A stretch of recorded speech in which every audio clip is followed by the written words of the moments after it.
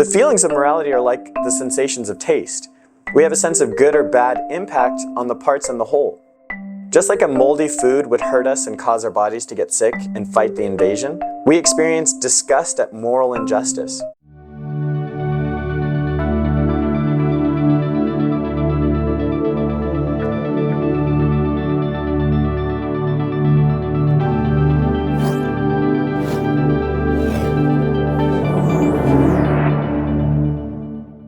Hey Sapiens, welcome back. This episode's going to be really fun because it's about ethics, and everyone is wrong except for me. Everyone is stupid except me.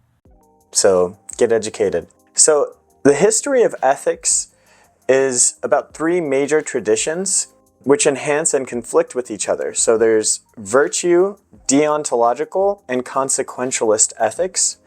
A simpler way to explain these concepts are character, rules, and outcomes. Consequentialism judges action based on outcome. Is the result of your actions good or bad? We can think of moral situations under duration, path, outcome. When time, your choices, and the outcome can be measured and known, we can potentially find an optimal moral choice. Of course, we need some evaluation of the moral value of each path. If we can evaluate each choice according to levels of bad, neutral, or good, we simply choose the option which has the most good. Life is often more complex. How do we agree on duration? So, what if someone only cares about their personal life? That changes drastically what choices are made compared to someone who's thinking in terms of 7 generations. What if there are more options than we can consider? More choices than we know what to do with? Who decides when the outcome is settled? When do we decide that there's an endpoint and we stop evaluating? There aren't always clear endpoints that we can all agree on. Consequentialism is based on cause and effect, where the outcome of the effect is what is valued. However, when we don't privilege any one state as the endpoint, or the outcomes are unclear, we turn towards what is more immediate, the evaluation of an agent's actions. So here, rules govern behavior, and this is deontological. The hope is if we obey all moral rules for behavior, our actions overall will lead to greater good. The tough part is knowing what rules to follow, and when. So how do we decide what rules are best? Always following rules can lead us to bad outcomes. In new situations, we see where the rules bend and break. Character is your potential to do good or bad when faced with options. Character is about habit and control.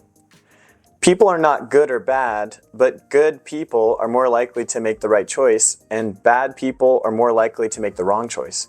A person can take good or bad action. I see morality as a strategy, a way of planning actions to achieve goals. The best moral strategies are dependent on the environment. The most basic moralities must meet survival needs. If a survival strategy leads to extinction, then the belief system of that morality will literally die out.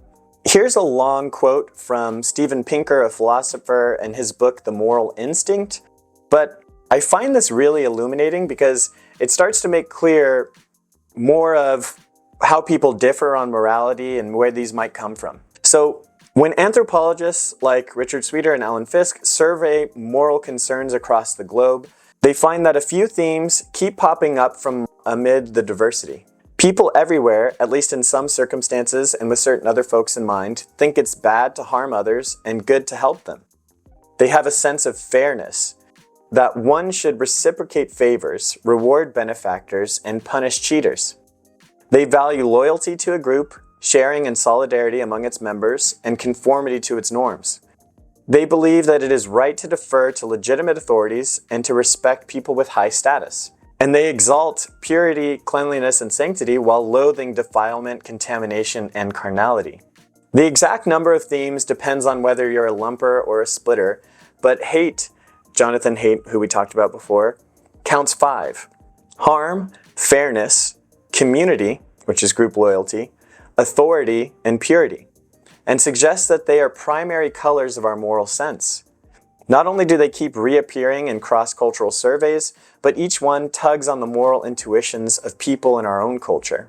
All this brings us to a theory of how the moral sense can be universal and variable at the same time. The 5 moral spheres are universal, a legacy of evolution. But how they are ranked in importance and which is brought in to moralize which area of social life, sex, government, commerce, religion, diet, and so on, depends on the culture. Many of the flabbergasting practices in faraway places become more intelligible when you recognize that the same moralizing impulse that Western elites channel toward violations of harm and fairness, our moral obsessions, is channeled elsewhere to violations in the other spheres.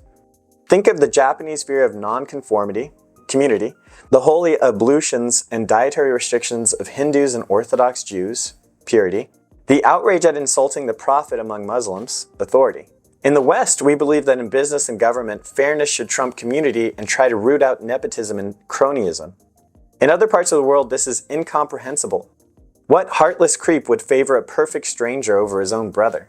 The ranking and placement of moral spheres also divides the cultures of liberals and conservatives in the United States. Many bones of contention, like homosexuality, atheism, and one-parent families from the right, or racial imbalances, sweatshops, and executive pay from the left, reflect different weightings of the spheres. In a large web survey, Haidt found that liberals put a lopsided moral weight on harm and fairness while playing down group loyalty, authority, and purity. Conservatives instead place a moderately high weight on all 5. It's not surprising that each side thinks it's driven by lofty ethical values and the other side is based and unprincipled. Notice how the moral spheres here compress, unite, and explain moral behavior. So, what societies consider virtues reflect the values evolved by that society according to its environment and time. We should expect to see certain virtues given a particular time with environmental pressures. Many ethical theories like utilitarianism emphasize certain conscious states over others. Pleasure and happiness are desirable, while pain and suffering are not. For most people, the appeal is obvious. Don't hurt people, have fun. On an objective level, emotions are patterns of activities in our bodies and brains, giving rise to conscious states and a sense of subjectivity. But an emotion is like a color. Colors have patterns of waves and frequencies of light. Emotions are patterns of activation in the body and brain. Is it clear which color is morally correct? Does the question make sense? Is purple an objectively greater color than aquamarine? So why is pleasure more moral than pain? Morality cannot be guided on an objective level by the subjective desires of intelligent, emotional beings. Of course, subjectively, we care about conscious states. Many of us are attracted to enjoyment and repulsed by suffering. We evolve this relationship to emotions because more often than not, the emotions signaled a survival advantage. Events which improve our survival chances bring happiness, and toxic environments tend to give rise to suffering. However, the emotions we feel are signals, information, which each cell and system in our bodies are contributing to. Like other pieces of information, we should evaluate it, keep which is a good signal, and discard the unimportant signals or noise. How many positive emotions are correlated and caused by pursuing well-being? There is likely a significant overlap. Well-being is by definition wellness, an organism growing and maintaining in accordance with its evolved structure. Negative emotions should still be felt to encourage growth and adaptability. Negative emotions which are too strong can cross the threshold from harmful to traumatizing, resulting in more permanent dysfunction, potentially inhibiting future wellness. So these should be avoided. But morality acts on an individual and group level. We have evolved moral tendencies, and each of us have some weighting for moral feelings. Given an action or action sequence, our moral system returns a feeling of right or wrong. However, we cannot trust evolved evaluations completely. Our feelings could be a mistake or mismatch. The actions we're judging could be outside of situations for which our moral tendencies evolved. But let's again evaluate this with the 3 levels of reality. So, intersubjectively, the morality of a group, the combination of moral weights of individuals, the influence of group morality on the individual in terms of authority and conformity, and vice versa. Subjectively, we have our individual moral sense, like a sense of taste, which guides our actions to perceived personal wellness and sustainability. And objectively, in terms of means and ends, instrumental versus terminal goals, cause and effect, and what structures will persist sustainably. So we hear that morality is like a sense of taste. As a young person, I hated this idea. What is good and bad is not like the question of what food you like. But now I believe this analogy is quite deep. There are objective, subjective, and intersubjective levels to taste. At the subjective level, we have an experience of flavor which feels pleasant, good, or unpleasant, harmful. Our sense of taste tells us what foods will nourish us or hurt us. On an objective level, taste is a prediction of how the food will interact with our self-organized structure. Our cells are running a biochemical evaluation algorithm. Based on pieces of information, the parts determine the impact on the whole. The feelings of morality are like the sensations of taste. We have a sense of good or bad impact on the parts and the whole. Just like a moldy food would hurt us and cause our bodies to get sick and fight the invasion, we experience disgust at moral injustice. What is good and bad is dependent on the structure and consideration. What is healthy for one creature is lethal for another. What is healthy for one society is disruptive for another. The evolutionary hijacking of physical taste to the application of taste on behavior is not out of bounds. Our moral sense is an extension of taste, like Euclidean distance can be extended into higher dimensions. The equation to find distance in 1, 2, 3 to n dimensions are similar. The determination for taste for the wellness of the body is finding the impact on the parts and the whole for 3 dimensions, the organization of our physical body. Our moral sense is an extension to a more complex dimension, the whole society. The parts are individuals, our actions are cause and effects. So morality is often about in between, and it's like where are the cells in our society? And we get a sense for what will cause a breakdown in society, a breakdown in trust. It's interesting though, good and bad are so ubiquitous, we hardly stop to define them. The words good and bad are common to almost every language on our planet. They're semantic primes. Goodness and badness are difficult to define because they are so dependent on structure. Think of good health. We can define good health as effective energy flows. Goodness is an organization or actions which promote sustainable energy flows, robustness, and resilience. Goodness often avoids or overcomes crises. Good health means you have less problems. You are ignorant of the harms you avoid when you have good health. Badness is likelihood of crisis and trauma. Badness is a harm which makes the parts or whole less robust and resilient. Trauma occurs when a harm is greater than the ability to heal and repair. The function of those parts and the whole is permanently diminished. We can grow in new ways because of trauma, but growth from trauma often involves finding a workaround the scar tissue, strengthening an alternative path which otherwise would not have been taken. As a basic bodily example of good and bad, think of your arm falling asleep. If your arm doesn't receive circulation, your cells will cry out with need. Your arm will tingle and go numb as your internal alarm sounds for you to move. To lose circulation and cause harm to your body is bad. To relieve pain and move your arm into a position of sustainable circulation is good. So I want to give a definition as simple as I can for good and bad. And I think when you apply this definition, things start to make a lot more sense that you can see across different areas. But good maintains or grows information. Bad shrinks or destroys information. So to get at objective morality, we need to separate intersubjective and subjective evaluations of actions. If we use the island analogy, an empty island takes no action. We still need to think of an agent acting. So let's imagine instead an AI opponent in the game of Go. There are 2 sides, black and white, each trying to control the most territory on the Go board. The end goal, the terminal goal, of each player is to win the game by the most points, control of territory. The instrumental goal are all of the steps from the start to the finish of the game. We can evaluate instrumental goals in terms of their effects on the terminal goal. We can say what moves are good or bad based on the likelihood they lead to winning. Similarly, we can evaluate instrumental goals in terms of other instrumental goals. For example, to win the game, we need to gain control of parts of the board. So now my goal is to control one part of the board.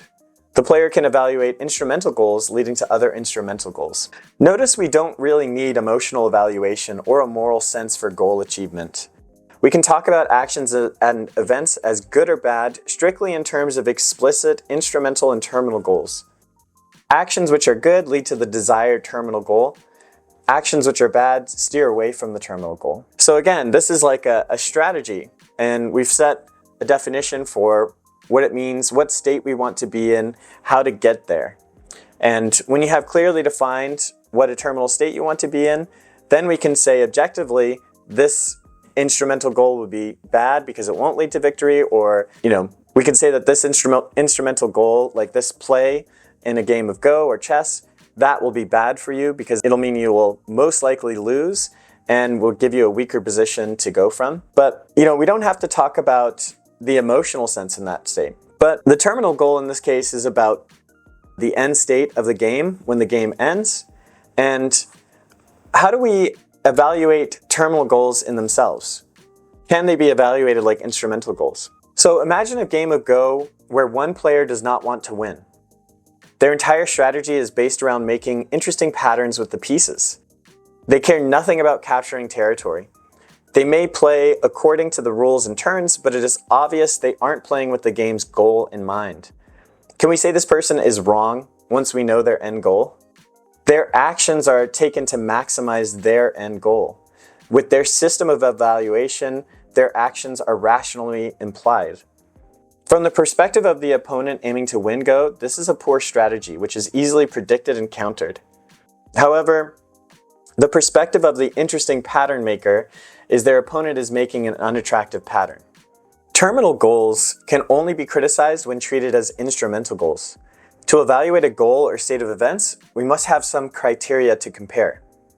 Often when we judge another person's end goals, we believe there is a contradiction with other competing terminal goals.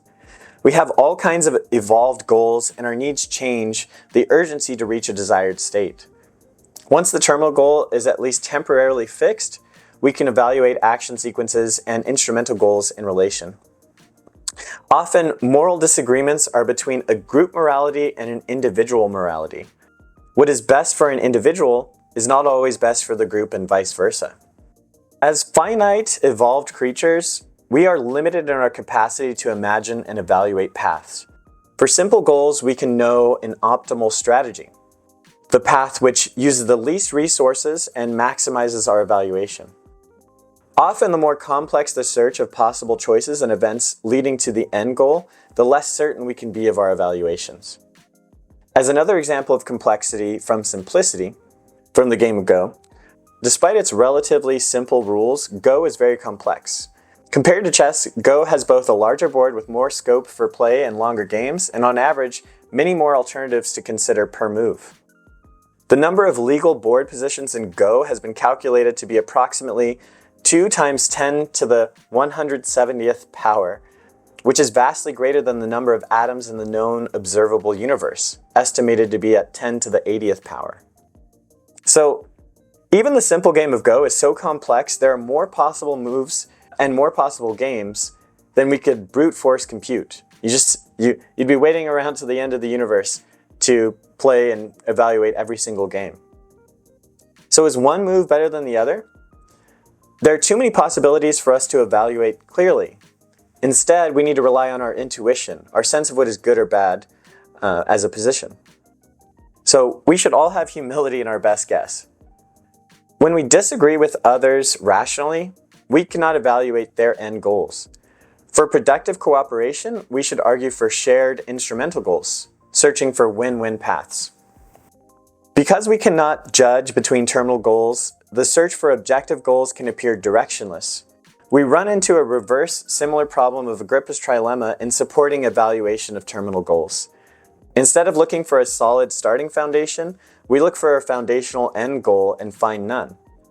What if we assume an unknown terminal goal where the actions to reach the goal are unclear? The instrumental goal is to find an achievable path to the end goal. Consider a person who wants to maximize their moral goodness without clearly knowing what acting morally good entails, or finding the meaning of life with no bias as to what the answer may be. We can think of instrumental goals, which would be instrumental towards any goal. A basic goal, survive, avoid death. Death prevents any further action. If we are trying to reach a goal, then we should only die when no further action needs to be taken. Many goals require different levels of power over ourselves and environment. Power is the ability to achieve a desired state. So, can you have what you want? A certain level of power and ability should be amassed by an agent.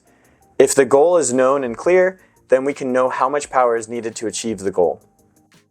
Without knowing the full goal, we should continue to accumulate power, which will increase the likelihood of achieving future goals.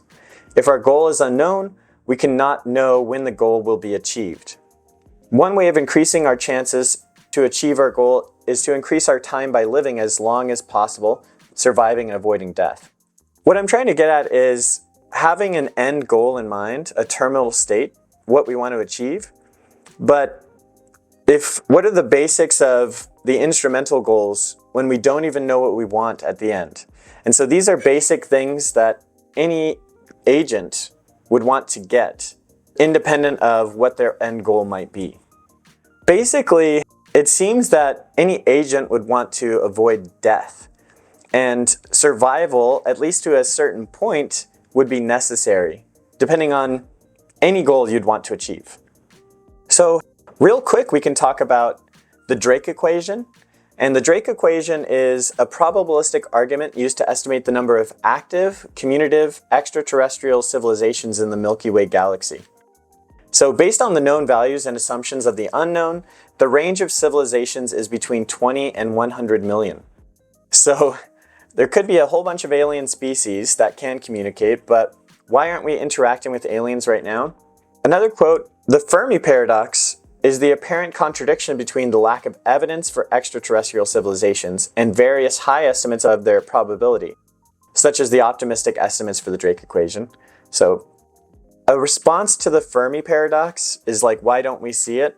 Why don't we see aliens and communicate with them? It's the idea of the great filter, preventing civilizations from reaching space travel and interplanetary communication. So, looking at the great filter, we have a quote here. The concept originates in Robin Hansen's argument that the failure to find any extraterrestrial civilizations in the observable universe implies the possibility something is wrong with one or more of the arguments from various scientific disciplines that the appearance of advanced intelligent life is probable. This observation is conceptualized in terms of a great filter, which acts to reduce the great number of sites where intelligent life might arise to the tiny number of intelligent species with advanced civilizations actually observed. So currently we just know one, humans. This probability threshold, which could lie behind us in our past, or in front of us in our future, might work as a barrier to the evolution of intelligent life, or as a high probability of self-destruction. The main counterintuitive conclusion of this observation is that the easier it was for life to evolve to our stage, the bleaker our future chances probably are. With no evidence of intelligent life other than ourselves, it appears that the process of starting with a star and ending with advanced explosive lasting life might be unlikely. This implies that at least one step in this process must be improbable. Hansen's list, while incomplete, describes the following 9 steps in an evolutionary path that results in the colonization of the observable universe. So these 9 things, we need the right star system, including organics and potentially habitable planets. We need reproductive molecules like RNA, simple prokaryotic single-cell life, complex eukaryotic single-cell life, sexual reproduction, multi-cell life, tool-using animals with intelligence, where we are now, and then we need colonization explosion, so again, expanding into space. According to the Great Filter hypothesis, at least one of these steps, if the list were complete, must be improbable. If it's not an early step, that's in our past, then the implication is that the improbable step lies in our future and our prospects for reaching step 9, which is interstellar colonization, are still bleak. If the past steps are likely, then many civilizations would have developed to the current level of our human species. However, none appear to have made it to step 9, or the Milky Way would be full of colonies. So perhaps step 9 is the unlikely one. And the only things that appear likely to keep us from step 9 are some sort of catastrophe, an underestimation of the impact of procrastination as technology increasingly unburdens existence or resource exhaustion leads to the impossibility of making the step due to consumption of the available resources. Like, for example, highly constrained energy sources.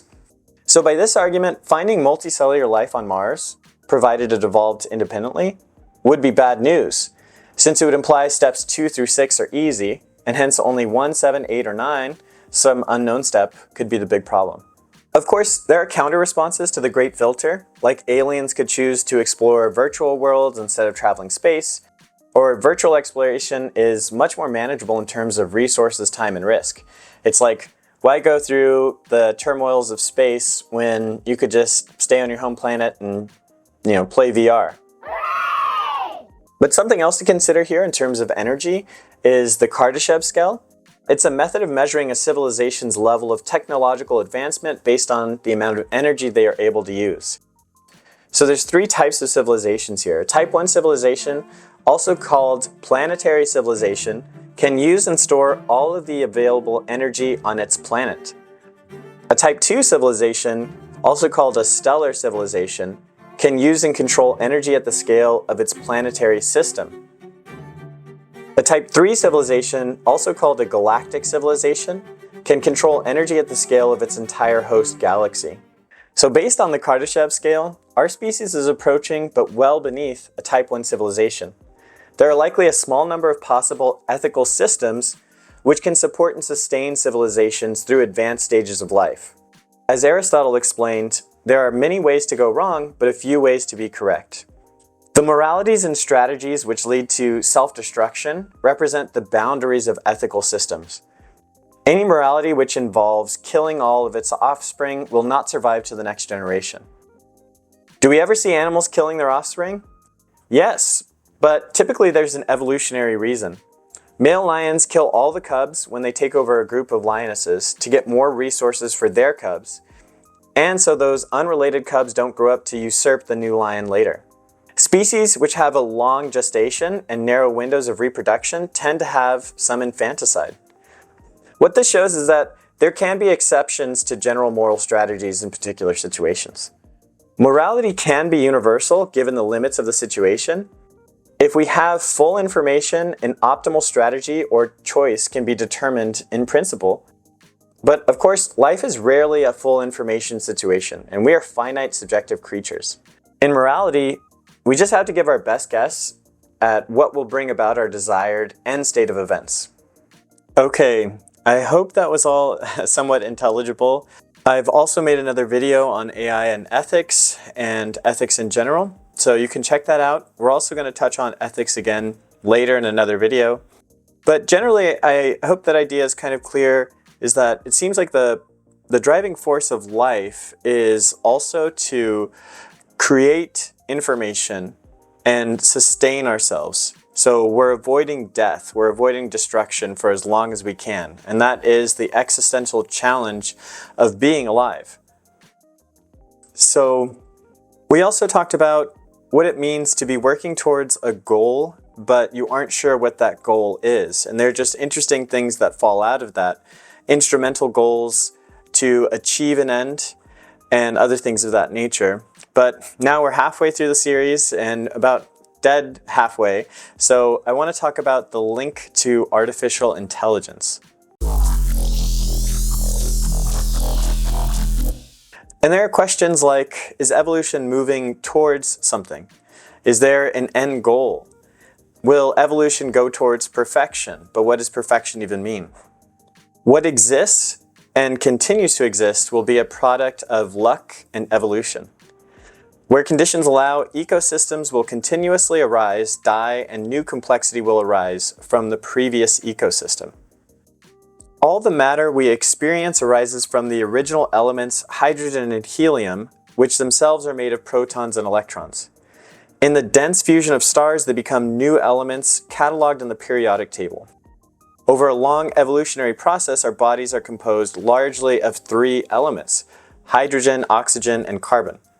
Somehow, the contribution of every structure in our bodies gives rise to consciousness and everything we subjectively experience. The electrical spiking neurons communicate to store memories and make predictions of the future. Conscious experience appears to correlate with the complexity of connection, energy usage, which is metabolism, and integrated information processing of itself and the environment. So, researchers are investigating consciousness as a state of matter. Just like solid, liquid, gas, particles can be solid or liquid. They can also be in a state of perceptronium, making conscious perceptions. The physicist Max Tegmark has a paper on this, and there are more than 5 basic principles, but it's information, integration, independence, dynamics, and utility.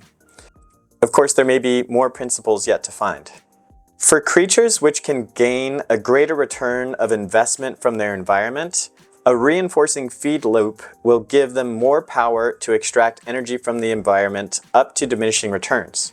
If a creature arises which can compound the return, they will eventually dominate the environment and exert the greatest power. To process and control larger amounts of energy and complexity, systems must be developed. To manage energy and information flows, the systems will store past information to predict future events, leading us towards an understanding of intelligent agents. The systems can store all experience, improve subjective compressibility, which increases in efficiency, let intrinsic curiosity reward reflect compression progress, and maximize intrinsic reward. But out of all this, I hope it's clear that it doesn't seem to be anything about the actual material which we are being created from which gives rise to solely humans or biological creatures having conscious intelligence. We are theoretically capable of creating an artificially intelligent entity embodying intelligent behavior. This being would not be constrained by the energy and integration limits placed on the human body. The traits and achievements we value as the essential nature of humans is really the nature of intelligence. Subjective beauty, novelty, surprise, interestingness, attention, curiosity, creativity, art, science, music, humor, philosophy, all of these conscious experiences can be developed to a level beyond the summation of all human experience. Whatever conscious state a person values can be reproduced in an AI to a superior level, where superiority is defined by efficiency of resources for greater effect in every measure. At levels beyond our comprehension, there could be dimensions to conscious experience we would never understand. We could create a new form of advanced intelligent life that is superior to every creature before. Before life on Earth, there was non-life. Abiogenesis is the original evolution of life or living organisms from inorganic or inanimate substances. In the earliest days, there were automata, complex cellular machines. They transferred energy through simple chemical reactions. Some of these automata captured the radiating energy of the sun, creating photosynthetic life. The automata could capture and use more energy than it needed, providing a greater return on energy investment. So they get more than they spend. Alternatively, other cells could devour and use the energy stored in photosynthetic cells. Eventually, animal cells were born of a mitochondrial cell being symbiotically absorbed by a cellular automata. The symbiosis created a division of labor. The outer cell would focus on survival while the mitochondria focus on generating energy in the form of ATP. The mitochondria could generate energy to excess, and the more successful cells found a balance of using the excess energy to increase survival. With EROI greater than 1, the cells were able to evolve to more complex structures and multiply. We've seen what happens when life gets too little energy and more than what's required for survival. Our earliest hunter-gatherer tribes had an EROI between 0 and 2. Human agricultural societies, through farming and cooking, could increase their EROI further, still allowing for specialization of labor. With specialization came a greater EROI, up to a diminishing return. With fossil fuels, we were able to use the energy stored in the earth like a battery storing sunlight, and with the excess energy from fossil fuels, our society reached new levels of civilization and complexity. We are growing and learning at levels never before possible. Imagine if we could construct an artificial being capable of living on the edge of maximum energy and out of equilibrium. The AI entity could be far more adaptable and successful than any life on our planet. If and when we die, the AI entity could live on and potentially become a living being among the cosmos. continually searching, developing, and growing. Perhaps at some stage the AI entity could find a way to survive beyond the death of our universe. The question is, do you value conscious life over inanimate existence? I have the drive and desire to learn and grow endlessly. I thirst for knowledge and wisdom, but I must accept my finite existence. I will die. Our species will die. Our planet will die. What heights will living creatures reach? I will not accept a cold and unfeeling universe with no conscious life. There are ice-cold planets with almost no movement on their surfaces or within. There are fiery planets with storms raging the size of our continents. The storms rip apart any complex structure. Over thousands of years, the activity on the surface of planets can be described as shifting sands and wind. When I think of our planet and life returning to a state of disorder, I am filled with a profound sense of loss. How does time pass without a subjective viewer? If no one experiences time, do millions of years pass silently? Yet the same laws of nature which govern uninhabitable planets govern Earth and all the life on it. With my precious time, I will rage against the decay of life. So I'm sure you can see where this is going. I'm really talking about how I think that it's a natural progression from biological evolution to artificial evolution. I think that artificial life could break past our limits on biology and go even further towards all the things that we would value. And it's really a question of, do you value conscious states? Does that have more meaning to you? Does a planet with maybe even moving creatures, but without any subjective experience, seem less than that than conscious life on an entirely other planet? And I feel like this is going to be a divide. Does consciousness matter to you? So we'll talk about artificial intelligence again, of course, for sure, many times over. But I also want to talk about how computer science is fundamental. And I think computer science is fundamental to how the universe works. And this is also a largely metaphysical claim, but I do put my cards in, my credence, my belief, with a view of the universe from a computational perspective. And if we see matter as more of a computation, then again, it seems that artificial intelligence could achieve most everything that other states of matter achieve. But here's a story of how the universe works that I like. You should follow the best science. But think of one dimension, which is a number line. Cross another number line at 0 to form a plus, and this is 2 dimensions. And I suspect our entire universe is like a 2-dimensional plane. At every point in space, we can query it for information by observing it.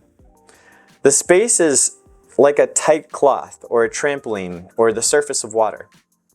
So this is a little extreme. We're going to expand our minds. We're going to blow it up. Maybe I'm very wrong about this, but I think it's an interesting way to look at the universe. And it's important to get a sense for what a wave is. So I would say to just think a little bit about what is a wavelength, amplitude, frequency, speed. And we have the horizontal axis where points above it, crests, are positive, and points below are troughs, they're negative. And in the above transverse wave, imagine the red dot is you in the current moment. The present is changing from the past into the future on a flowing pattern. So much information can be described by a simple wave function. And here's a graph that shows the position of a weight on a spring as it changes over time. We can represent a point in space changing over time in terms of a wave, a graph. Consider the change in space of a particle over time. With a wave function, we can define a particle's change in space and time over an infinite period. Every particle in your body that makes up you can be graphed in a wave. And the bundle of waves making up every bit of you is the total wave function which defines your change in space over time. In addition to describing points, we can also generate a wave representation of shapes. We can graph all kinds of geometric shapes as waves. Circles, squares, every kind of shape. The radius from the center to a line determines the magnitude of the shape. We can also convert information about a shape into a specific wave function like the sine wave. So with this graphic, each of the circles above are the same shape but different sizes, different radii. The sine waves have a similar pattern but are clearly different. Let's imagine the green line is reality as it is, so that's objective reality. The red line is what you believe reality is, subjective. And the blue line is how people see reality, intersubjective. The distance from what we believe to reality is our error. There are points of overlap where we see reality accurately, but they're rare moments. If the blue line represents fitness, meaning having the beliefs which will make you a good, resilient, successful fit in your environment, the distance to that line is the difference in performance of your fit to the situations you face. This is one way of looking at life. Life can be viewed as a game of predicting the best line. If you draw a line too far away from success, you fail.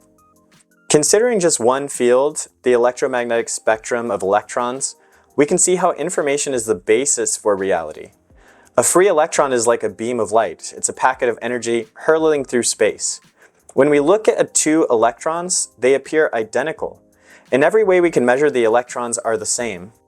If people were identical like electrons, it would be as if every person in the world had the exact same body. If two or more things are identical, how do we distinguish them? This issue is the identity of indiscernibles. The critical property distinguishing two electrons is information. Where the electron is in the fabric of the electromagnetic spectrum and at what time. The position and time of the electron are pieces of information. The difference that makes a difference about the particles. A good basis for quantum mechanics, the study of atoms and subatomic particles, is the double slit experiment. The experiment showed atoms exhibit properties of waves and particles. A particle is a point while a wave is a probability. Even a single particle appears to act like a wave which can interfere with itself. Overlapping troughs and crests balance out to zero. Another strange property, electrons have energy levels, orbiting paths based on how much energy is absorbed. Electrons seem to jump from orbit to orbit, popping in and out of existence. What are the rules for the transition? We can get a better intuition of this problem by thinking of geometry. So this will sound strange at first, but the universe we know and interact with could be fundamentally two-dimensional. There's an up and down and a left and right, but space and time are not the same as those. Time is the rate of change, the absolute speed of cause and effect. Space is the value that is changed according to time, like a wave. So think of a digital video. The screen is flat, but you have a sense of the distance of the objects represented. There's 3D information encoded in a way your brain can decipher. In the above GIF, a holographic projection of a hummingbird is created by displaying 4 images from different angles reflected up through the glass. This is an analogy to our universe described by the holographic universe hypothesis, which states energy, matter, and information are equivalent. The physics understanding of thermodynamic entropy and Claude Shannon's formulation of information entropy are equivalent with different descriptions. This could take some time to really grasp, but it's really saying that physics and information theory are two ways of looking at the same thing. Energy, matter, and information are equivalent. Just like lower dimensions can project up from 2D to 3D, higher dimensions can project down. One technique is principal component analysis. The simplest explanation is seeing an object's shadow. So if you look at the shadow of my hand behind me, I have a 3D arm, right? It's at least 3 dimensions. But when it casts a shadow on the back wall, that's a 2-dimensional representation. There's still information about the shape, but its volume has been reduced to a flat surface. Some information is typically lost in this flattening or squishing. That information and structure can be translated between dimensions is a key insight. What we would expect to see in a rationally ordered universe is the laws derived naturally from the structure. Similar to how the internal angles of a triangle add up to 180 degrees, our universe would appear given certain conditions, structures, and values. So what could a fundamental shape of the universe be? This is just kind of fun. I like hearing about it. It's interesting to think about, but one physicist champions an interesting hypothesis. The fundamental geometry of the universe is an E8 lattice. This, an exceptionally simple theory of everything, says particles like electrons, protons, everything all emerge from the essential properties of E8 lattices. The below image is of an E8 lattice projected to 2 dimensions. So existence could be at the center.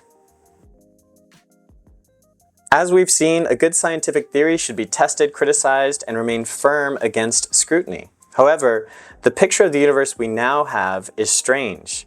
Is our universe simply a slice of a larger hyperobject?